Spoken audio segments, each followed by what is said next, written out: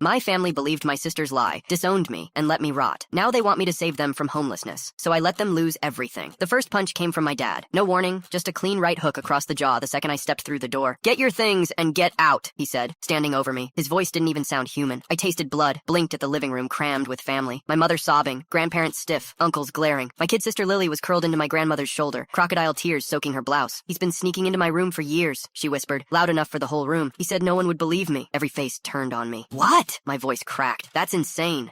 She's a child," my mother hissed. "How could you?" I reached for her. She recoiled like I was contagious. Uncle Mike lunged, fingers digging into my shirt. "You're going to rot in prison." I could have thrown him off, but shock froze me. The accusations stacked higher. Lily inventing memories, everyone nodding along. When I tried to fight back, the volume only made me sound guilty. And then Dad threw me out. Clothes in trash bags, baseball gear flung onto the lawn, my truck, my apartment, my tuition, all cut off in a single night. No one answered my calls. Not cousins, not grandparents, not the friends I grew up with. The only reply came from Dad. "Contact us again and I'll file a restraining order." I thought about the bridge more than once, but I didn't jump. Years blurred. Couch surfing, then sleeping in my car. Broken ribs after a parking lot beating when some drunk guys decided I looked like a predator. A hospital bill bigger than my future. I learned to keep my head down, take security jobs where no one asked questions. And then, somehow, I clawed back. A grizzled Marine vet named Frank pulled me off that bridge one night and gave me work, a room, a reason not to disappear. I rebuilt muscle, discipline, and eventually, my life. Met Sophie, married her, built a company. 7 years. 7 years of silence. Until my phone lit up one Tuesday. A voice I hadn't heard since that night. "Jake," my mother said, already crying. Lily confessed. She admitted she lied. "Please, we need to talk." I hung up, but the calls kept coming, and eventually I agreed. On my terms. Sunday, 2 p.m. Coffee shop downtown. Public, neutral. I brought Sophie and Frank. They arrived looking like ghosts of the people I remembered. Dad thinner. Mom's face lined with regret. Lily staring at the floor. Mom rushed forward for a hug. I stepped back. "Sit." Silence stretched until Dad croaked. "Son,